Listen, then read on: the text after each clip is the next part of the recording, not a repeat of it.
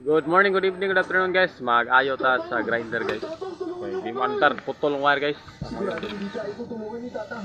Kaya sumigaw ka lang, Tomas. Bakit? Pati niyo tayo tutulungan. Kaya mas... Ili supla guys. Dahil siguradong gagawa na siya ng ibang hakbang. Lalo na't nalaman niya nandito tayo. Alam niya kaya natin lumaban. At meron siya tiwala sa atin. Kaya humanda ka, Tomas. Lalaban tayo. Mga kabunan, bilisan lang natin at huliin na natin sila.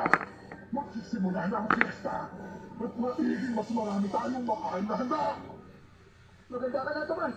Kailangan natin lumaban. Nakakadiri ang itsura ng mga gabunan. Tumutulo ang mga laway nila habang nakatitig sa amin ang punang nanlilisik na mga mata. Hindi nagtagal. Sinugod na kami ng mga aswang kaya naman ginugot ko na ang tinatago kong buntot pagi. At ganoon din si Tomas. Nagtalikuran kami habang hinihintay na mas lumapit ang mga aswang. Kinakabahan man. Mas nananaig ang takot namin na mamatay na lang dito. Kaya naman lumaban kami. Tayo na sila, Tomas. Ipaano mo na yung buntot pagi. Mga buwisit tayo sa lapunan. Mga aswang na walang kwenta. Ito sa inyo. Marami sila at patuloy kami ni Tomas sa paghampas sa mga aswang.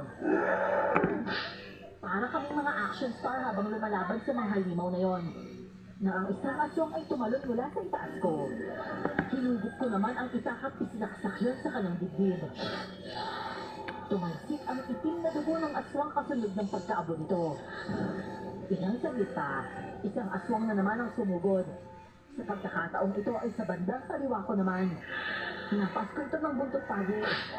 Habang ang sunod-sunod na mga aswang na lumalapit sa akin ay pinagpupugot ko ang ulo.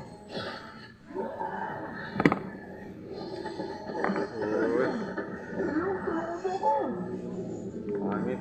Narinig ko si Tomas. May isang aswang na ang nakapaibabaw sa kanya. Habang siya ay nasa sahig at hirap na hirap labanan ng aswang.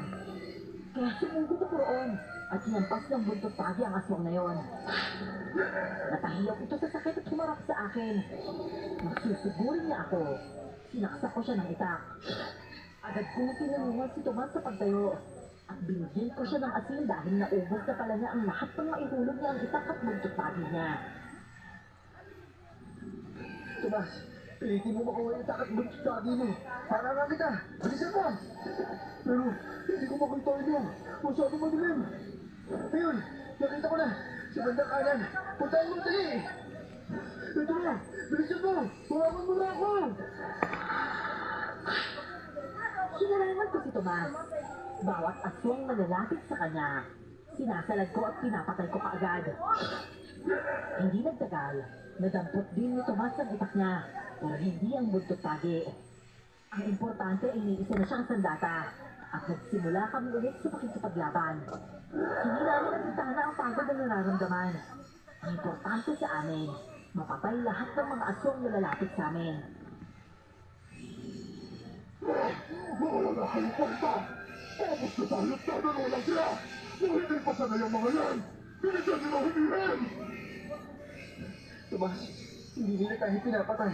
Walang sinasabi si Jessica na papatayin tayo. Ano? Ano ibig sabihin nun? Balak nila tayong kunin ng buhay. Ibig sabihin may gagawin sila sa atin.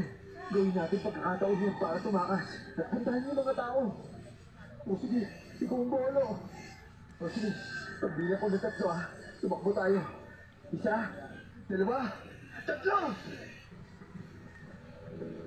Kumalipas kami ng takbo na agad ay kinatanganta ng mga aswang. Hindi nila inaasahan na magkakaroon kami ng lakas ng loob na tumakbo kahit na napapaligiran nila kami. Napansin ko kasi na kahit na sinusugod nila kami, hindi nila kami sinasaktan ng sobra. Ibig sabihin lang nun, hindi nila gustong patayin kami. Kaya naman ang tumakbo kami, imbis na sigurin kami ay humawi sila dahil ayaw nila kami saktan. Miss Marlo, ang galing mo talaga. Hindi ko naisip mo na. Pero ang laki ng pagsisisi ko, Tomas. Dapat sineryoso ko na lang sinabi mo bago tayo pumunta dito. Ikaw yung magaling, at hindi ako. Pero alam mo, Ilyong, kahit nahulaan ko talaga asong si Jessica, mas mabuti pumunta pa rin tayo dito. Dahil tutulungan natin yung mga tao. Kailangan natin sila iligtas. Oo, Ayun na sila. Nakikita ko na. Pero si Toto gusto. Hindi ko siya nakikita. Ayun siya. Nagtatago siya malayo. Kaya Tomas, manda ka ha. Tayo yung pang-bulak. Ganun nangyari, Tomas. Hindi ba sabi yung tatang gusto?